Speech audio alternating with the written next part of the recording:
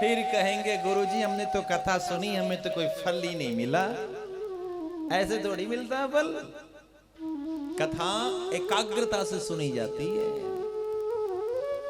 निष्ठा से सुनी जाती है। एकाग्र चित्त होकर नैष्ठिक बुद्धि कथा से जुड़ जाए और कथा सुनते सुनते यह एहसास हो जाना चाहिए कि मैं चित्त वित्त देह गए आस्था मन गुण धर्म प्रकृति काया कलेवर विचार गतिमति संस्कार नहीं हूं। मैं चिदानंद स्वरूप शिवोहम शिवोहम शिवोहम। अहम ब्रह्मास्मि तत्त्वसि प्रज्ञानम ब्रह्म आत्मा ब्रह्म। जब जीव को एहसास हो जाए, कथा सुनते सुनते उसकी बुद्धि में ये बात आ जाए, तो ये समझना चाहिए कि बेहतर ठाकुर का प्राकट्य हो रहा है। बाकी तो कथा सुन ही रहे हैं और इतने दिनों तक सुनते ही आए। कथा को इस कान से सुनना उस कान से निकाल देना ऐसा नहीं करना। कथा को भीतर बैठाइए, कथा भीतर बैठनी चाहिए, तभी तो वो फायदा करेगी। एक बड़ी सुंदर सी बात मुझे याद आती है। एक बहुत बड़े सेठ जी थे और आपको पता है मैं अक्सर कथाओं में सेठ जी के दृष्टांत ज्यादा सुनाता हूं। आप जो कथा में ये जितने दृष्टांत सुन रहे हैं ये कोई काल्पनिक घटना ही नहीं है, ये कहीं ना कहीं घटी ये घटनाएं। इसलिए मैं आपको कथा में फिरो के कहता हूं कि अच्छी आपको समझ में आएगी। आपको लगेगा कि ये तो हमारे आसपास की घटना है। प्यार से बोलो राधे राधे। तो बड़े सुंदर सी बात है। सेठ जी कथा सुनने का बड़ा शौक था उनको। कहीं भी कथा होती सुनने जाते हैं। उनका नियम था, रोज का नियम, कहीं अपने नगर में नहीं आसपास भी कहीं 20 किलोमीटर 40 किलोमीटर कहीं कथा होती सुनने चले जाते।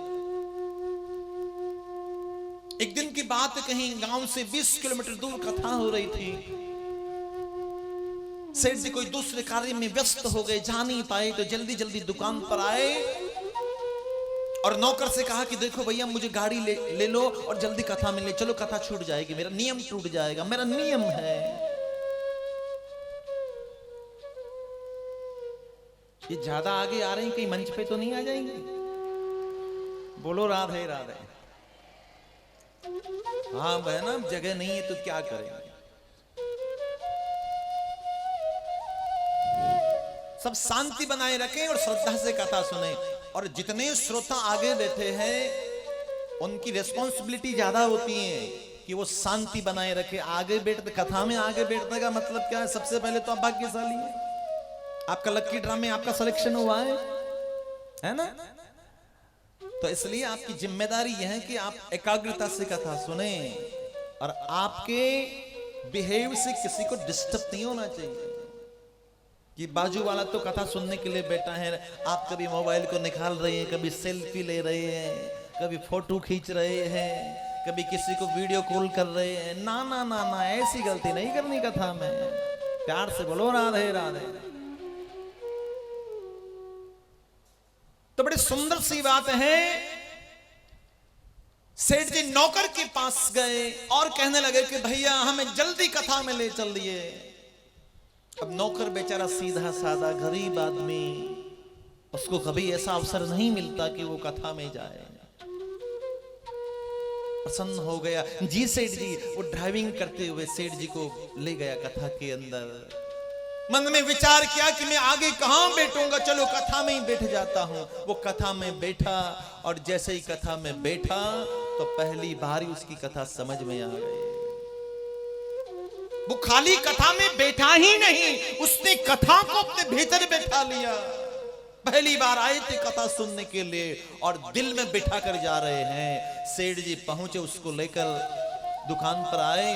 सेठ जी ने कहा कि तू बैठना, मैं थोड़ा भोजन करके आता हूं। बैठा था, अचानक गाय आई और गुड़ खाने लगी। जैसे ही वो उसको हटाने लगा, भगाने लगा, तो भीतर से आवाज आई है, ये भी भगवान का रूप है, खाने देना, तेरा कौन सा पैसा लग रहा भाई।